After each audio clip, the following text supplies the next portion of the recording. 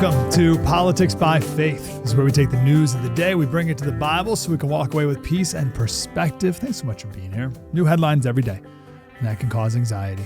But Ecclesiastes says there's nothing new under the sun. So thanks for being here for the true story. And please, you can subscribe on our YouTube page, youtube.com/@politicsbyfaith. The story of the day, our 250th anniversary and communism. Hope you had a wonderful Independence Day. I should have said this before, but try to not call it the 4th here. A lot of people call it Happy 4th. That is not descriptive enough of what we're doing. Commies call it the 4th.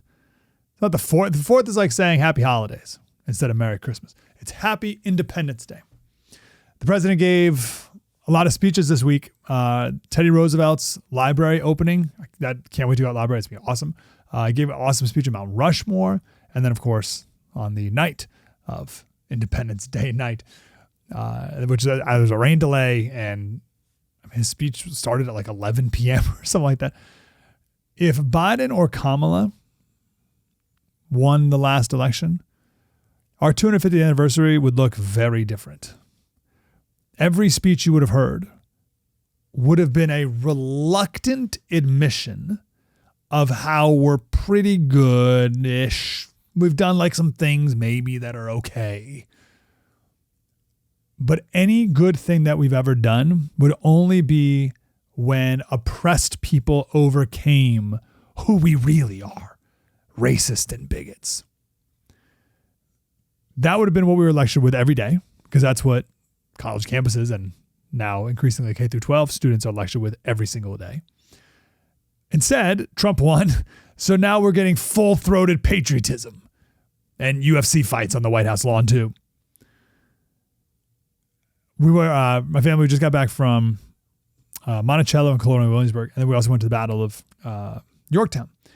And the video at the National Park before you go on the driving tour of the battleground, oh my gosh, the whole video is enslaved people this and indigenous people that, and we're still haven't lived up to the ideals. It's like, oh my gosh, why is it even good we won?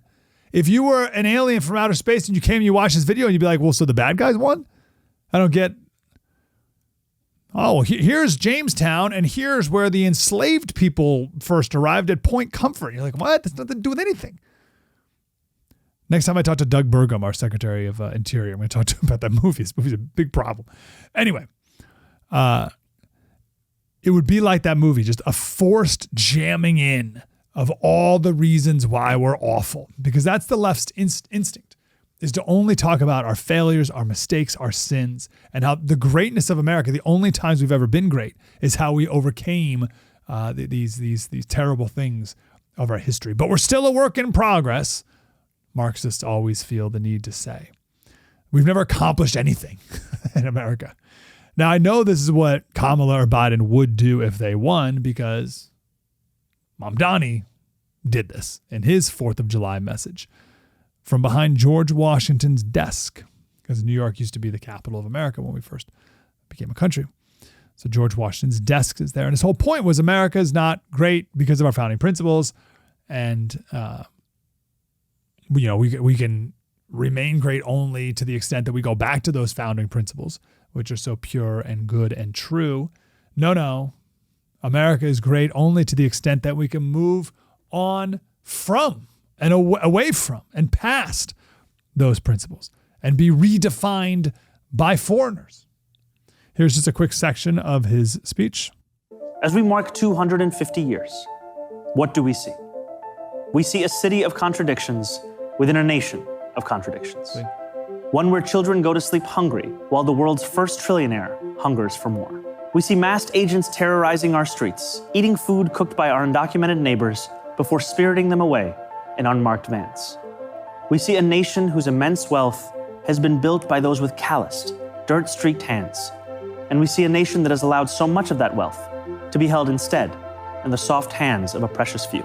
That is not all we see when we look for America. We see it just as clearly in every American who still believes this country belongs to we, the people. We see America each time neighbors link arms with neighbors without asking how long they have lived here or what papers they have, as ICE invades our neighborhoods. We see America each time those young and old stand in the beating rain or the stifling heat to cast their ballots.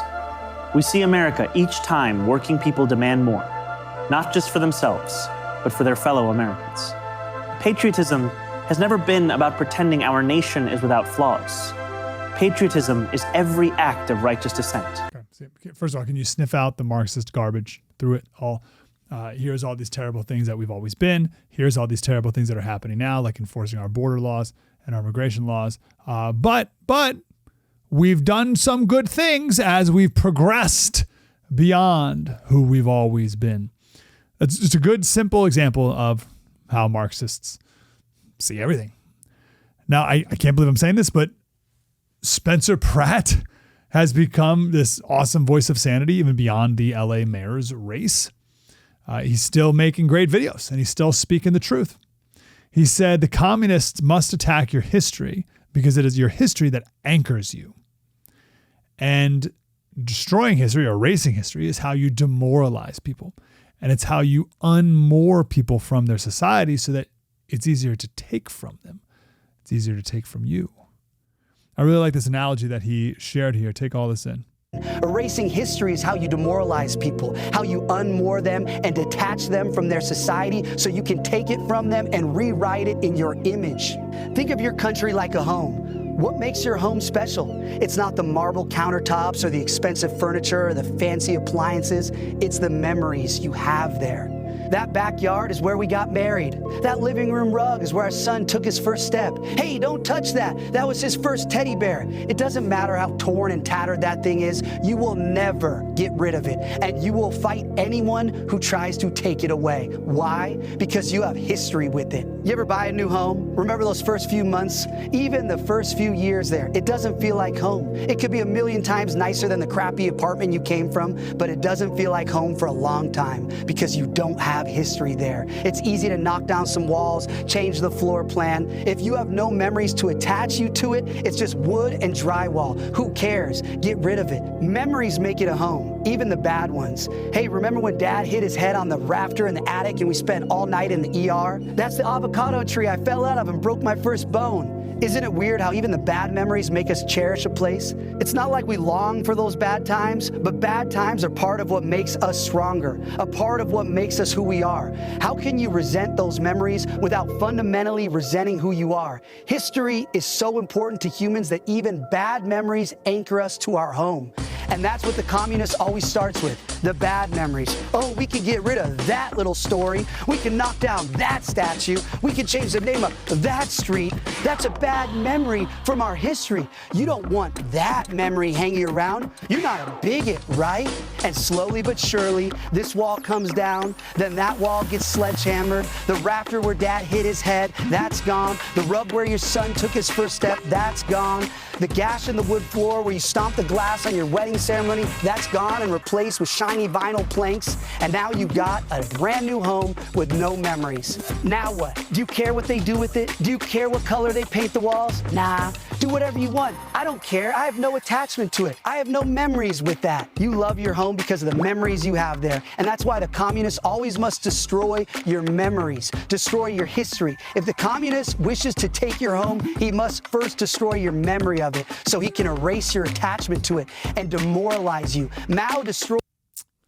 It's great. It's so good. I won't play the rest. I encourage you to go watch the rest on his Twitter account. I can't play the rest. It's a lot of swear words, but the point, he goes on to say that we need to be full-throated defenders of American greatness, unashamed. There's no need to couch anything with like, hey, here's why we're, yes, we've had some problems, but here's a good thing we did, and we're still working on it. Like, don't, just say the great thing. Now, the president spoke about communism in, I believe, all the speeches that I heard him make this weekend. Let me quote first here from his Mount Rushmore speech.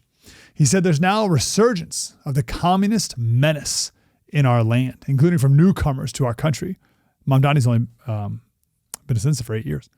Newcomers to our country who embrace ideas totally opposed to our way of life and our great success. These are not mere political disagreements like differences over taxes or regulations. Communism is a mortal threat to American liberty. It is the greatest threat to our country, including World War I, World War II, Pearl Harbor, even 9/11.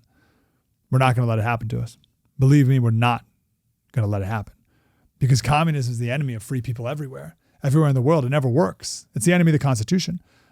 It's the enemy of July 4th, 1776. It's the enemy indeed. Even while the radicals and extremists attack our incredible history at every turn, they are silent on the miserable history of communism itself, because it never worked. Thousands of years, if you look at it under different names, under somewhat different ideologies and systems, that system has led to more death and destruction than any system ever tried. Killed 100 million people just in the last century alone. Communism is the exact opposite of life, liberty, and the pursuit of happiness. It's death, tyranny, and the pursuit of evil. The godless communist morality states that anything is justified to bring about inhumane visions. They don't want good. They don't love God. They don't want God. They don't love religion. They don't want religion. They don't have it, but we will, and they won't have it, but we will not let them win. They have no chance against us. They have no respect for law, justice, principle, tradition, or your God-given rights. It's an ideology of mass theft, mass control, mass lies, and mass murder. The American founding represents the best ideas and traditions in history by the best people like you. You can be loyal to Karl Marx, or you can be loyal to America.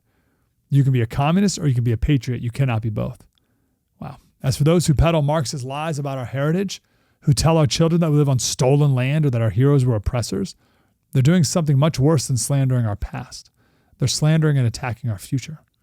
We're not going to let that happen. They're trying to tear down the great American character, to destroy the people who declared independence, who crossed the Delaware, who settled the West and conquered the skies. You know who those people are, but we will never let that happen.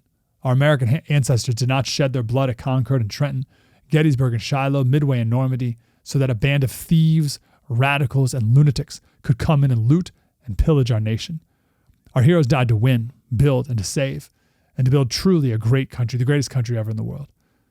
And so on the eve of this 250th anniversary of American heritage, we resolve and swear for all to hear that the citizens of the United States of America will vanquish communism quickly. Wow. I was at the Mount Rushmore speech. Then at the Teddy Roosevelt library opening, he said in the middle of his speech, he said, we're not going to lose it to this group of losers. Said, oh, can you imagine? Have you seen these people? Have you seen these people? The press is just building them up. They're losers, okay? They're nasty people, but they're losers. We'll teach them. We're going to teach them. They're not going to hurt our country. And then at the 4th of July, he said, America will not be a communist country. It won't happen. Communism is a loser, and it always will be. The communist system is the opposite of the American system, and the communist system has never worked. Our warriors did not fight communism on battlefields across the world only to have that menace rear its ugly head right back here in America. We're not going to let it happen. We like to stop a threat like that immediately before it begins. It's like a cancer. You got to cut it out. You got to cut it out fast. All these talks from the communists, they haven't got a chance. Not even a chance. We don't want communists in our country. Never worked and never will work. Americans must never forget that we are a historic and heroic people, and with a heroic spirit and a heroic purpose on this beautiful earth of ours. We are made of the courage and the fire and the flesh and the blood and the best, the bravest people that the world's ever produced. We are the bravest and the best. Tonight we pledge allegiance to the flag they gave us, and we say, God bless the immortal patriots of 1776, and long live the cause of independence. May it reign forever and ever and ever. It's great. The president also said, this was, I forget which speech this was, may have been the Mount Rushmore speech. He said, don't let them take too much of your time. He said, you know they're wasting your time, don't you? But we're not going to let them take too long or too much of our time as they play their games and send them into exile. We will send them quickly away, and we will continue to build our country bigger and better and stronger than ever before. So I love this messaging from Trump. It's great. So it's, first of all, crush them, vanquish them, destroy them everywhere. They're contrary to everything that we've ever been, ever believed, and ever fought for, all the rest. Also, don't let them take too much of your time. It's right. Like, they're the worst. They're our mortal enemy. We must destroy them. Also, don't let them take too much of your time. Interesting. It's going to be great to have the president lead the way, lead the attack against the Marxists in America, who, by the way, are like doing pretty good. They won a race not just in New York, and not just they have the mayor's race. They won like the Senate seat or something congressional primary in Colorado. Right? So they're all over the country. They're everywhere. We have to stop them. All right, let's go to the Bible. This is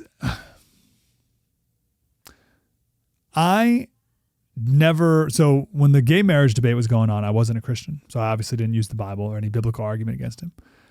For the last decade or so, I haven't used any biblical arguments against, explicitly biblical arguments against abortion. I'm going to take a different approach for Marxism. I'm not going to make the economic arguments. I'm not going to make even principled arguments or constitutional arguments. I'm going to make biblical arguments. The other arguments are there and out there and good. But the biblical arguments is what I think our country needs to hear. This morning, I was talking about the 10 Commandments with my kids on the way to church. I forget how it came up. Something about candy. Someone wanted someone's candy. I forget. I forget how it happened. No, they were talking about hiding candy. I knew they weren't still. They were hiding candy. They were talking about hiding candy. That's what it was. And I said, guys, that's lying. Right? And I was like, it's one of the 10 Commandments. You can't lie. And we went over the 10 Commandments. And one of them, it's a funny word, thou shalt not covet. Let's go over the 10 real quick. You shall not have any gods before me. You shall not make idols. Shall not take the name of your Lord your God in vain. Remember the Sabbath, keep it holy. Honor your father and mother. You shall not murder. Shall not commit adultery.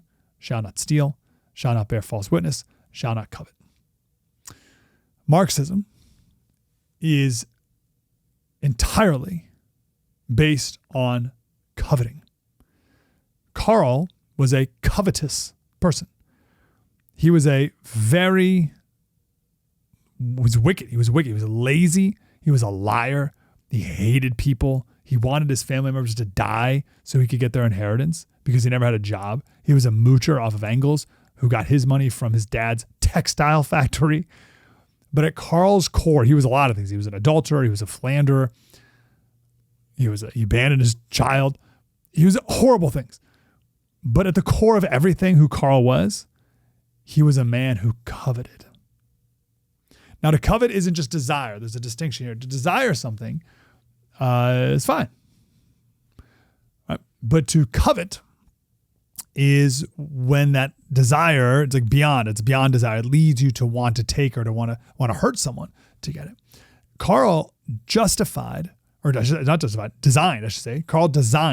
an entire economic and political system to justify stealing and to justify his covetousness.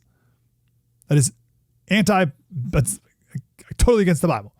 Luke 12:15 says what Jesus said, take care and be on your guard against all covetousness, for one's life does not consist in the abundance of his possessions.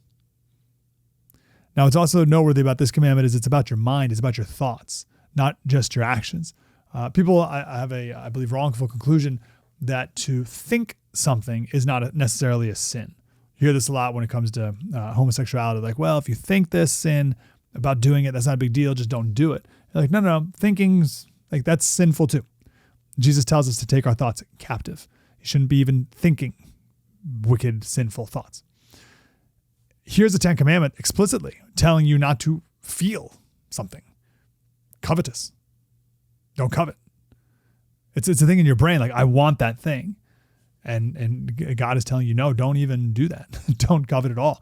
Covetousness leads to resentment against God. Why can't I have what he has? It leads to all this thoughts of God, why are you not just? Well, it leads to the, why don't I get what I deserve? Well, you better thank God you don't get what you deserve. You deserve a lot. You deserve hell. Covetousness, it is the root sin in every Marxist's heart. So you have the DSA, the Democratic Socialists of America. First of all, two words that people can't define, Democratic and socialist. They jammed them together. It's also the opposite of what the last word says, America. It is Third World Foreign Marxism. And it has no place in America. YouTube.com/@politicsbyfaith. If you could please subscribe to our YouTube page, that'd be great. Help us with the algorithm, youtube.com/@politicsbyfaith. Spread the word.